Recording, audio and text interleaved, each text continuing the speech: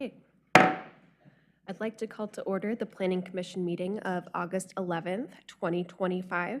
Christina, will you please call roll? Vice Chair Nashok. Here. Moreno. Here. Guinea. Here. Sly. Here. Bruce. Here.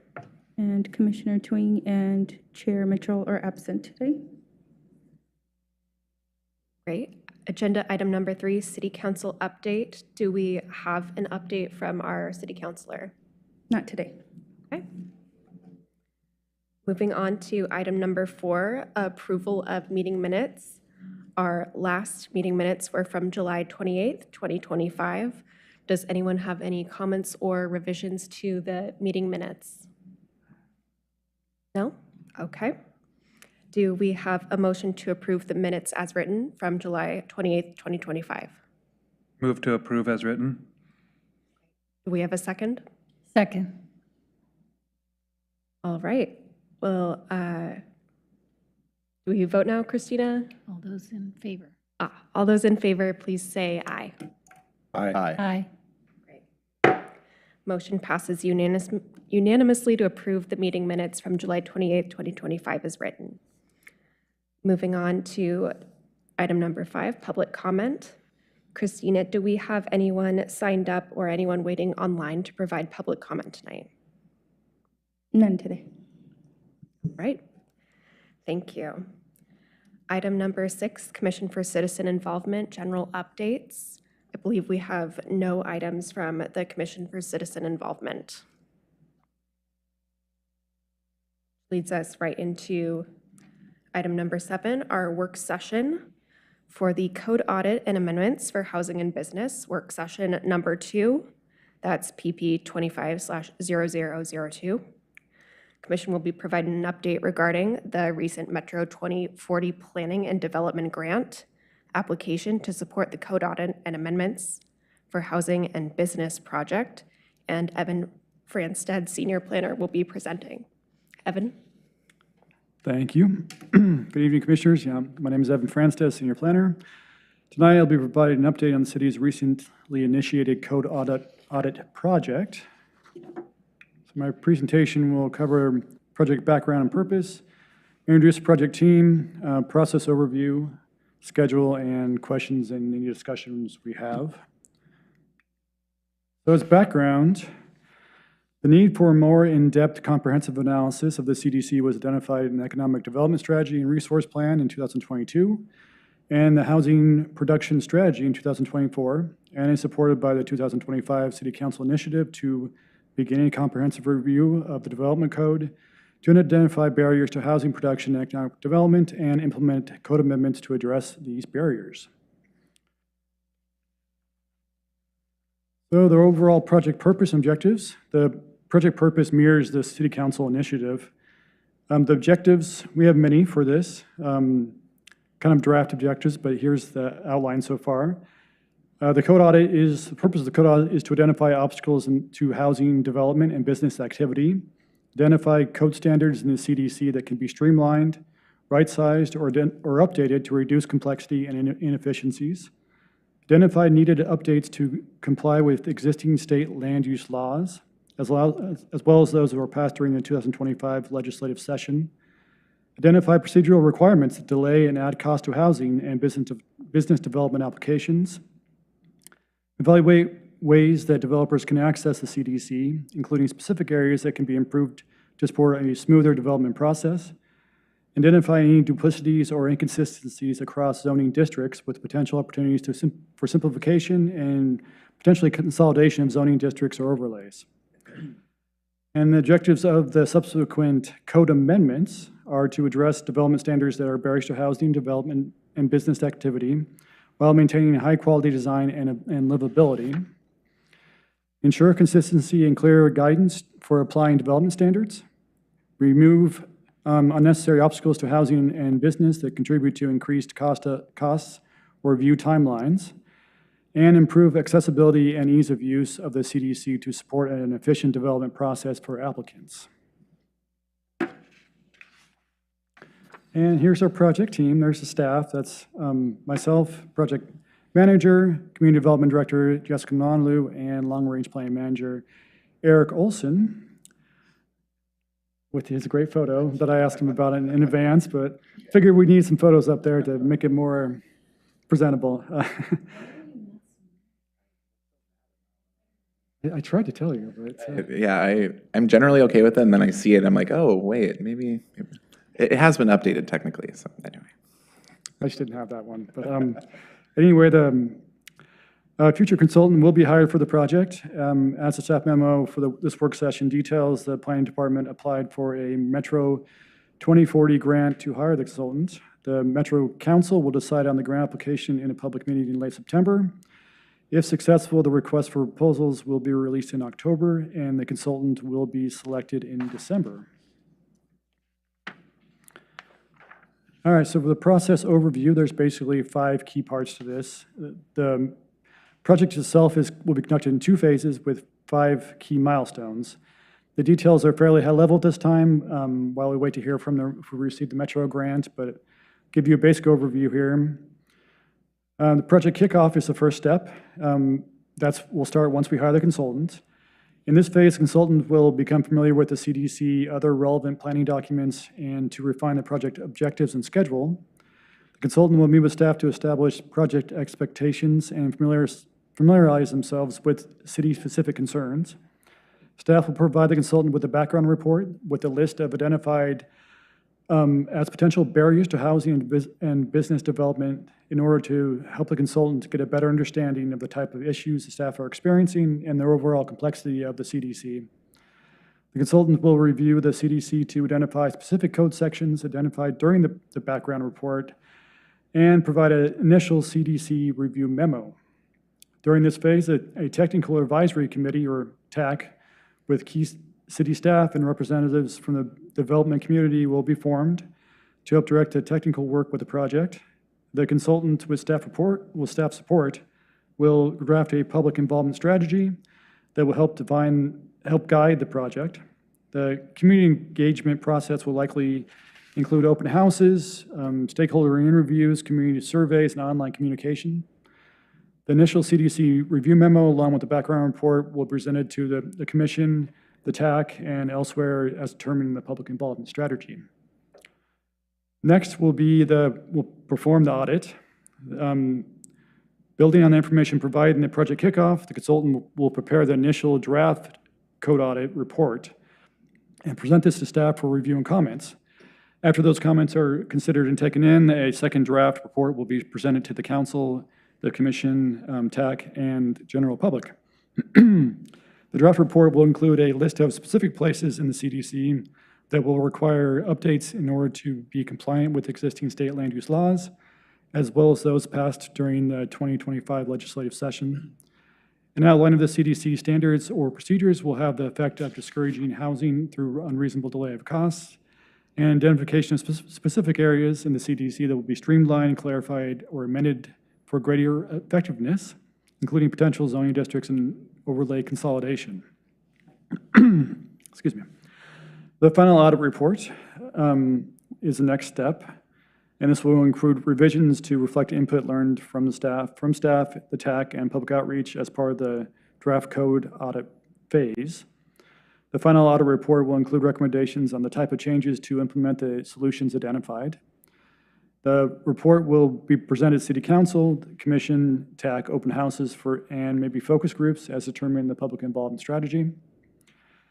And the next phase, the second phase, is to draft the code amendments. This will be done primarily by staff with the consultants as help during presentations and guidance. The amendments will be presented to City Council, to TAC, and the Planning Commission, and for public review and comment as determined by the public involvement strategy. I keep saying that, but until we have the strategy, this is all draft and theoretical at this point. But the last phase is to adopt the code amendments.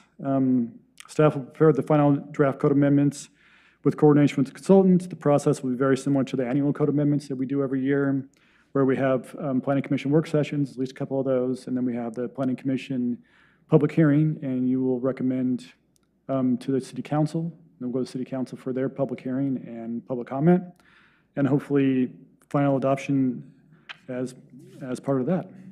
So that's a basic overview of the project. Add that up. That's what they are, the 5 right there.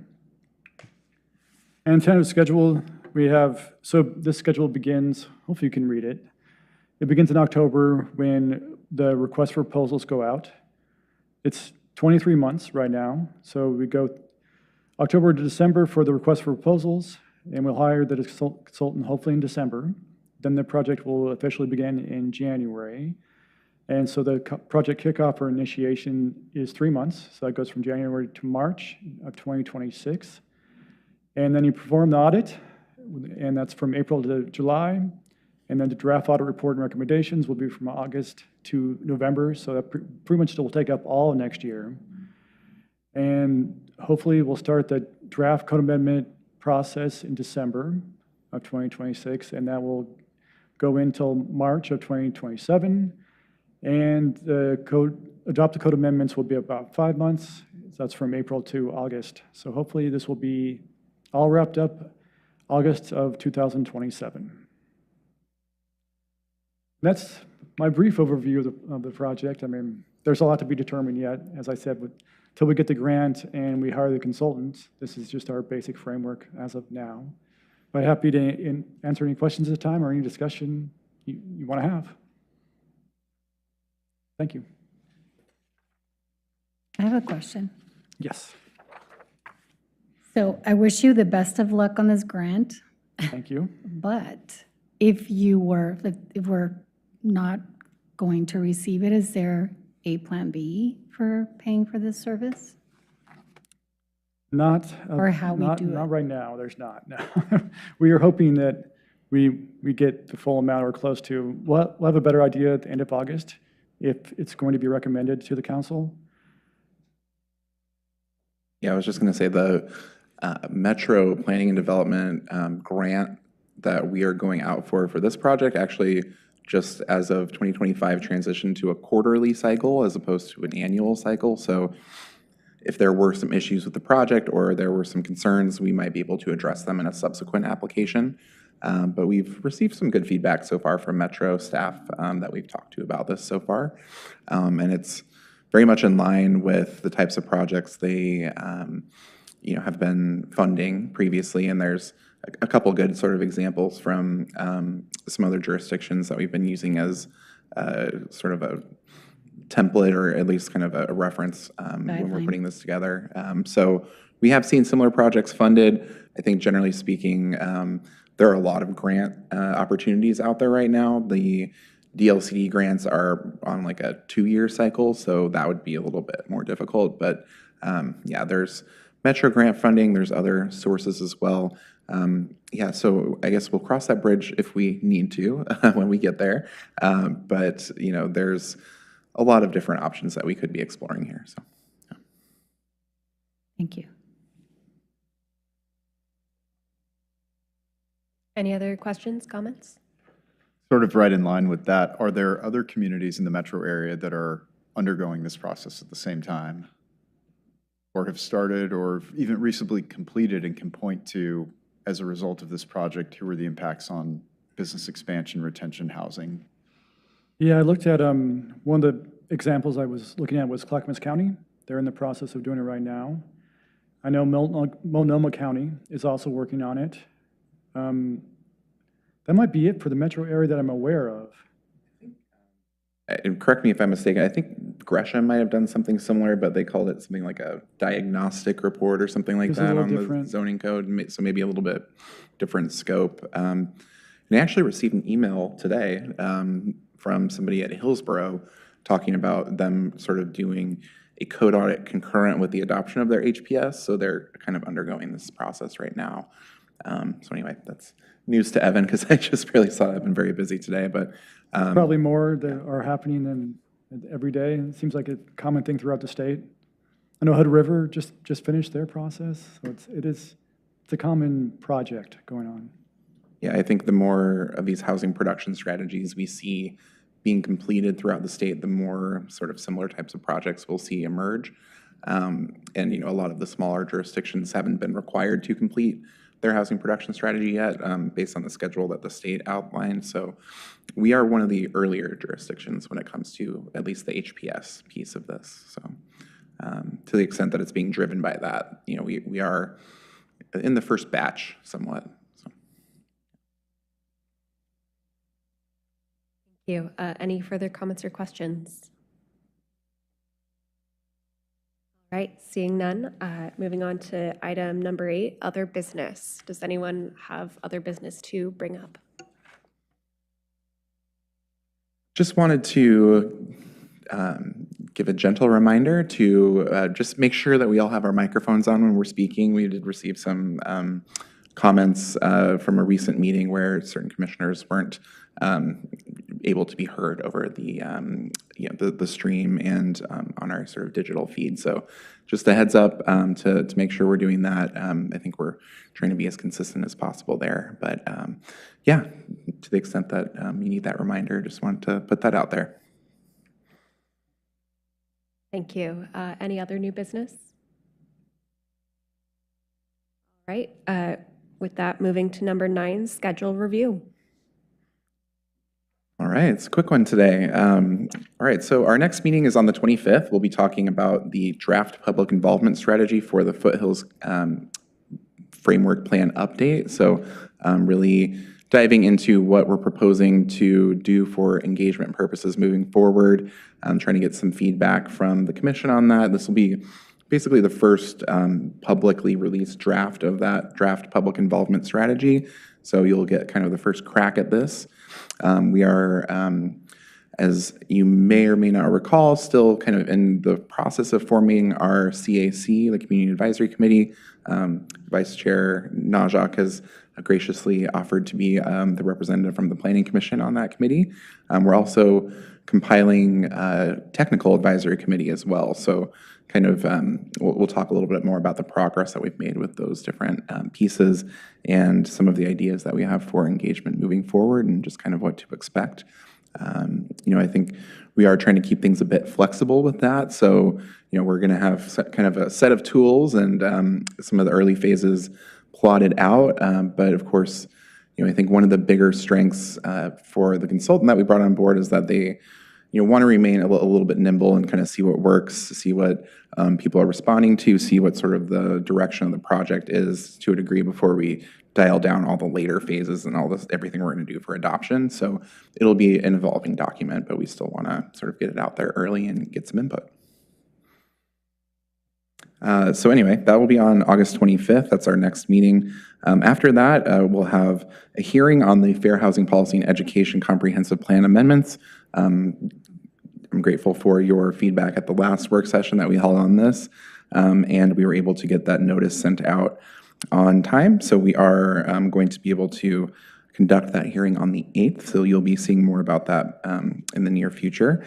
And the meeting after that, on September 22nd, we will be holding another work session on one of our HPS-related projects that's kind of in this early grant application phase for that's related to more of a citywide look at potential non-residential or mixed-use areas that could be rezoned to better accommodate multifamily use. So really kind of a citywide look, but mostly at these kind of non-quote-unquote residential or R districts.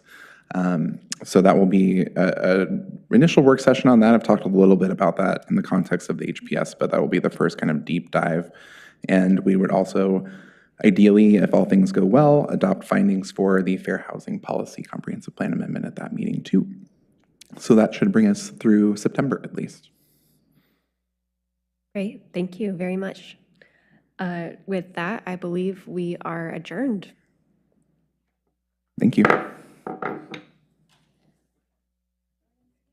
I guess so. I move that Rachel runs all